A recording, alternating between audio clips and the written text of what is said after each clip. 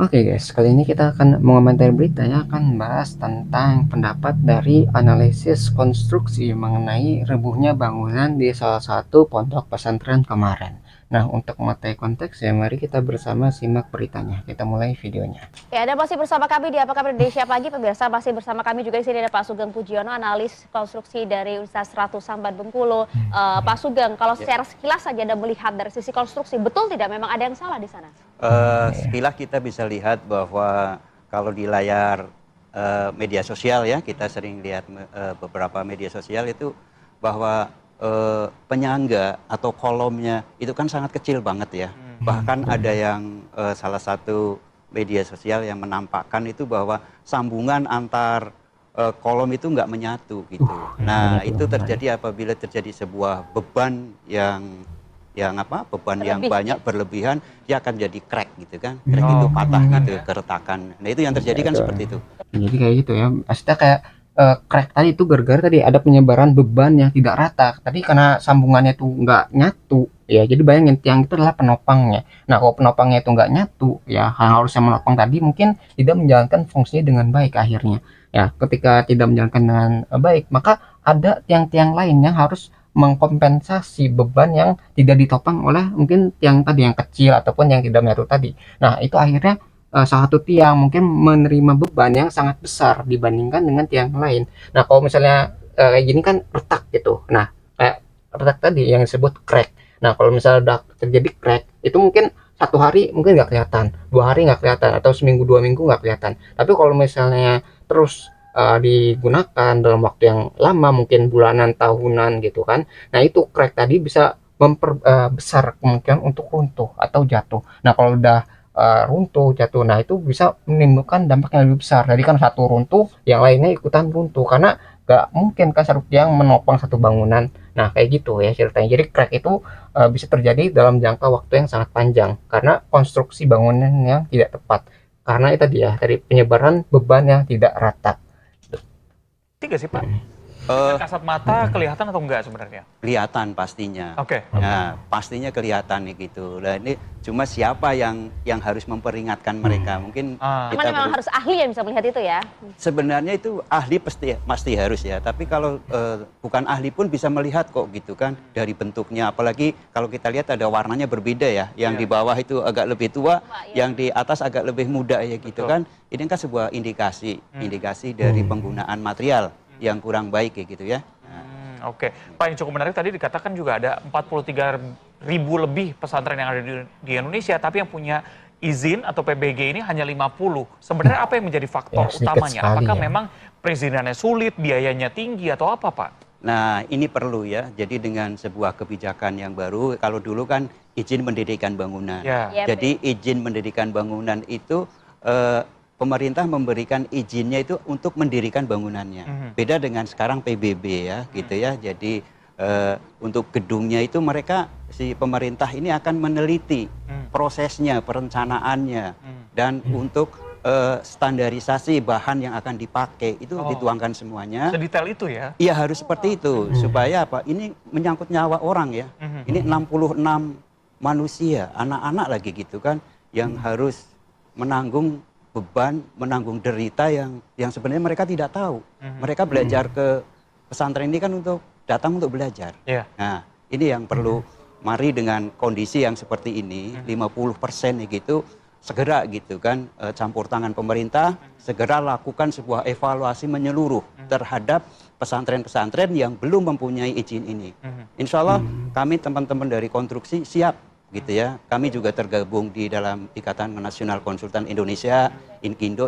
Insya Allah kita akan terpanggil lah. Ini adalah untuk hajat bersama demi negara kita. Baik. Ya, jadi bayangin kalau misalnya mau ngebangun bangunan itu emang ada standarnya. Kalau misalnya nggak sesuai dengan standar, nah bisa kejadiannya seperti ini. Misalnya bangunannya kurang, campurannya nggak rata, atau tadi besar tiangnya tadi itu ya, konstruksinya mungkin nggak tepat, sehingga yang awalnya itu kuat ya di luarnya saja, tapi kalau misalnya dilihat dari dalamnya dan diuji dengan waktu yang lama, akhirnya bangunan itu runtuh gitu karena tidak sesuai dengan prosedur yang telah diberikan Ya, jadi harus distandarisasi itu penting untuk bangunan, apalagi bangunan yang tinggi ke atas ya. Jadi yang bawah itu harus benar kuat nih fondasinya. Kalau misalnya fondasinya nggak kuat, ya bayangin kalian berdiri dengan kaki yang lemah gitu. Kaki yang lemah ya akan mudah jatuh. Nah, kalau udah jatuh itu nggak tahu ya hasil bakal bagaimana, bencana apa yang akan terjadi. Kalau misalnya digunakan oleh banyak orang bisa aja ratusan, mungkin ribuan ya. Jadi bisa jadi korban. Gitu. Ini bisa sekarang yang tingkat 4 ya kalau nggak salah ya, yang bangunan yang rubuh itu kan bisa menimbulkan tadi 170-an orang jadi korban. Nah, bayangin kalau misalnya bangunan yang tinggi lebih besar lagi tapi fondasinya lemah, itu bisa berapa ratus korban yang apa ya bisa terdampak gitu kan. Makanya harus diperbaiki cara penilaian ataupun pengawasan dari pembangunan bangunan yang harusnya digunakan banyak orang atau digunakan publik lah. Ya. Ketika memang tadi 43.000 lebih yang punya izin hanya 50. Sekarang misalnya akan dilakukan Sedikit sekali, inspeksi, melihat bagaimana kekuatan dari gedung. Gedungnya sudah jadi, apa yang bisa dilakukan sebenarnya Pak? Kalau gedungnya jadi ada alat-alat yang bisa untuk mendeteksi. Untuk mencegah kejadian seperti ini Iya, tidak berulang. iya ada gitu, ada cara itu nanti untuk mendeteksi tentang kualitas beton. Nah, nanti apabila ada hal-hal yang emang harus ditambah kekuatannya, kita bisa lakukan preventif dengan menambah beton tersebut. Atau kalau emang itu udah kondisi bangunnya tidak bagus, harus Rubuhkan. diperbaikin lagi. Karena apa? Karena bangunan itu ada umurnya. Nah, tentunya seperti itu. Dan itu bisa diukur. Ya kan itu susah banget ya kalau misalnya udah jadi gitu ya. Kemungkinan besar kalau misalnya udah lemah gitu ya nggak bisa direnovasi lagi ya harus dirubuhkan, dibangun yang baru karena ya sangat sulit ya kalau misalnya bangunnya tua gitu ya. Itu biasanya kan lemah tuh. Nggak mungkin kita renovasi satu bagian. Tapi ya daripada mahal renovasinya mending dihancurkan dari awal buat yang bagus sekalian gitu ya. Itu pendapat dari saya aja gitu ya mengenai bangunan yang sudah lama ataupun sudah rentan untuk rubuh gitu. Udah berdiri. Mudah bisa sekali gitu. Oke. Tapi kalau misalnya melihat Pak kan memang banyak sekali ya beberapa pondok pesantren begitu, bahkan mungkin Anda juga sempat melihat di media sosial yang memang dibangun oleh para santrinya begitu ya, video viral gitu. Nah, hal semacam ini kalau Anda lihat umum tidak sih di pondok pesantren dan apa dampaknya ya Pak? Semestinya hal ini tidak terjadi ya. Sekarang kan eranya sudah berbeda dengan 30 atau 40 tahun yang lalu gitu. Apalagi kalau melihat di media sosial ada murid-murid santri ikut ngecor seperti itu, sebenarnya kan itu udah menyalahin aturan. Karena K3 gitu ya untuk keselamatan kerja itu kan memang diperlukan. Harus menggunakan APD yang lengkap. Harus orang-orang yang sudah terlatih Tidak ada gitu aktivitas kan. di sekitar, menggunakan Tidak helm. ada, betul gitu. Itu semuanya harus lengkap, menggunakan topi, helm gitu kan, menggunakan sarung tangan, pakai baju yang mudah dikenalin dengan apabila ada sorot atau ada matahari bisa memancarkan. Betul. Iya, pakai sepatu tabung atau sepatu yang yang bisa melindungi dari kaki para pekerja tersebut. Ya, untuk membangun bangunan tuh berarti ada ilmunya juga ya dari pekerjanya itu punya keselamatan dan pengetahuan untuk membangun bangunan tadi. Jadi nggak asal ngebangun jadi gitu ya, nggak kayak zaman dulu ya. Kalau misalnya bangunannya jadi nggak kokoh gara-gara yang bangun itu tidak berpengalaman atau nggak punya ilmunya, ya hasil bisa seperti ini, gitu ya, bisa rubuh bangunannya. Ya, karena nggak kuat ataupun nggak ada konstruksi yang pas gitu ya, sesuai dengan peraturan.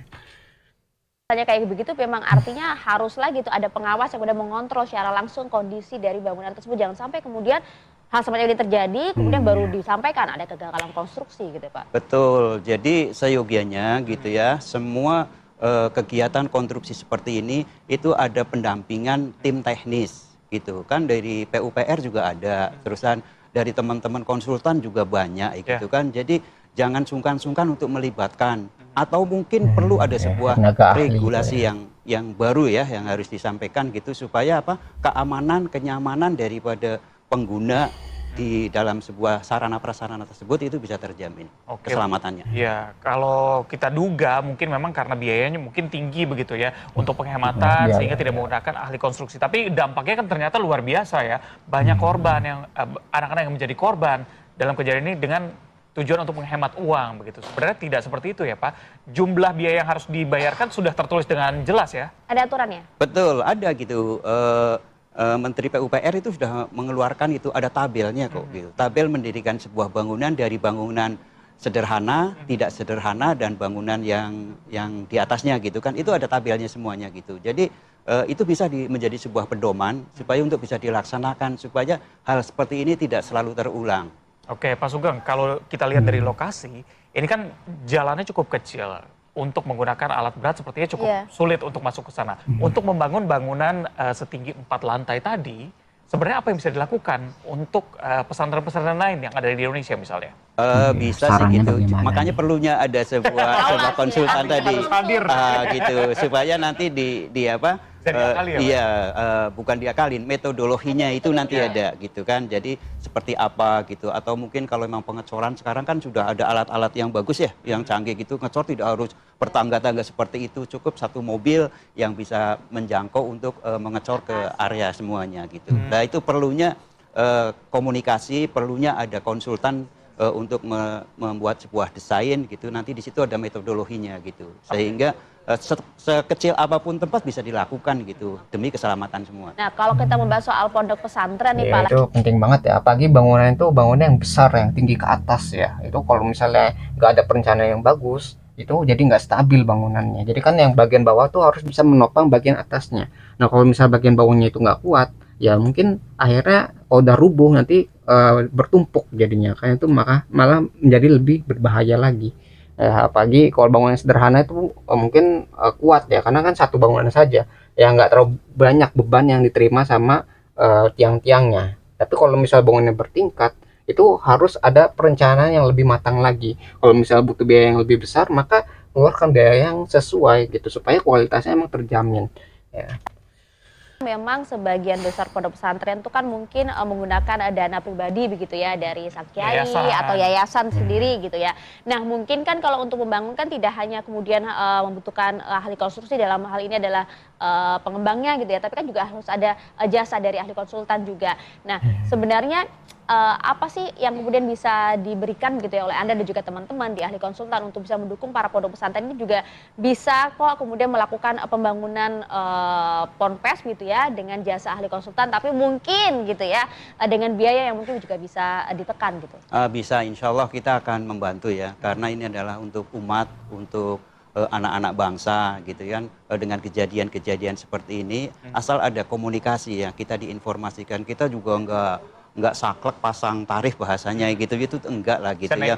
Iya gitu kan, apalagi kalau ini memang pondok pesantren gitu. Iya, pondok pesantren mungkin bagian daripada ibadah gitu kan, insya Allah bisa lah gitu kan. Kita udah diberikan Allah karunia ilmu, kita bisa share untuk yang membutuhkan supaya apa? Supaya keamanan, kenyamanan untuk keselamatan itu ada. Asosiasi apa Pak?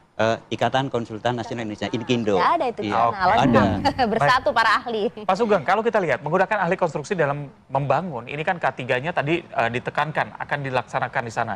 Ketika melihat lokasi dari ponpes yang mungkin jarak dari gedung satu ke gedung lainnya cukup berdekatan, aktivitas dari santri juga banyak, dan pembangunan gedung itu kan nggak mungkin dalam waktu singkat. Betul. Misalnya lagi libur sekolah kan nggak mungkin selesai dalam 1-2 bulan begitu. Bagaimana itu bisa berjalan dengan baik, tapi juga santri bisa beraktivitas di sana. Nah, bisa dilakukan itu? Iya, bisa dilakukan. Tentunya makanya yang tadi saya sampaikan gitu. Kita perlunya nanti di metodologi itu akan dijelaskan gitu kan. Area mana jarak yang amannya. Iya, jarak amannya, area mana yang tidak boleh masuk orang yang tidak bekerja di dalam konstruksi tersebut. Nah, terus nanti akan dipasang jaring, biasanya ada jaring ya, atau pengaman-pengaman lain. Kalau ada barang jatuh tidak Iya, terusan ada di pagar sekelilingnya gitu. Itu supaya apa? Supaya anak-anak tidak bisa beraktiviti di lokasi tersebut. Ini salah satu gitu. Makanya perlunya ada teman-teman yang bisa mendampingin itu seperti itu. Insya Allah dengan kayak gitu. Jadi pengawasan saat pembangunan juga penting ya, supaya menjaga keselamatan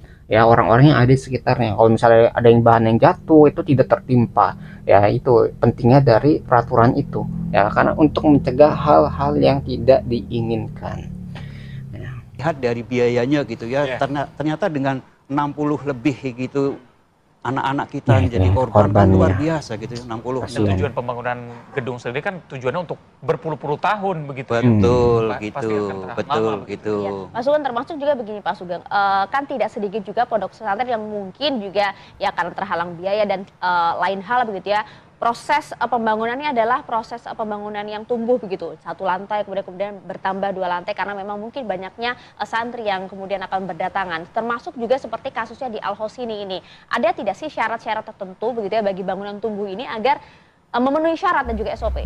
Oh betul, jadi sebelum membangun pasti yang nanti akan dirancang, kita akan diskusi dulu rencana ke depannya mau berapa lantai. Nah, misalkan mau 5 betul ya. lantai atau 6 lantai, Ada kita teman-teman rencananya. konstruksi pasti sudah akan membuatin sebuah Harus ada desain. dalam perencanaan awal. Iya harus seperti itu, nggak Meskipun mungkin. dibangunnya cuma 1 lantai dulu sebenarnya. Iya nggak apa-apa 1 lantai, terus nanti cara pengamanan supaya beton-beton tidak ada korosi ya. Itu kalau beton itu kalau dia terbuka itu kan korosi. Nanti kita akan bimbing, akan melakukan sebuah pendampingan gitu. Jadi saat nanti dananya masuk lagi nih, punya rezeki lagi, lantai kedua, selanjutnya lantai ketiga dan gitu seterusnya ya. itu Ada ilmunya bangunan berarti. tetap bagus, kualitas bangunannya tetap bagus. Tuh ya, berarti benar-benar dari awal pembangunannya. Misalnya, oh ini bangunan nih untuk berapa lantai? Kalau misalnya cuma buat 2 lantai ya, berarti oh sekuat ini gitu, bahan bangunannya begini dan begitu. Ya, jadi ada ilmunya. Kalau misalnya mau lebih tinggi lagi, berarti dari awal tuh udah pembangunan yang sesuai dengan syarat-syarat yang berlaku untuk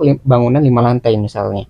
Ya, jadi sesuai dengan perencanaan awalnya. Kalau misalnya dipaksakan nih harusnya untuk 3 lantai dipaksakan jadi 5 lantai, nanti khawatir fondasinya ini yang tidak kuat gitu, tidak sesuai dengan perencanaan tadi. Sehingga tadi meningkatkan resiko untuk bangunannya itu jatuh atau runtuh ya. Jadi nggak stabil tuh bangunannya, harusnya buat 3 lantai tapi dipaksakan lebih dari 3 lantai. Seperti itu. Jadi harus ada perencanaan dari awalnya. Jadi walaupun bertumbuh ya dari 1 lantai, 2 lantai, 3 lantai, tapi karena perencanaan emang buat 5 lantai, fondasinya emang benar-benar kuat gitu, bangunannya kuat, tiangnya emang didesain seperti itu sehingga bisa menopang beban dari bangunan di atasnya. Ya, sangat penting pada perencanaan awal ya.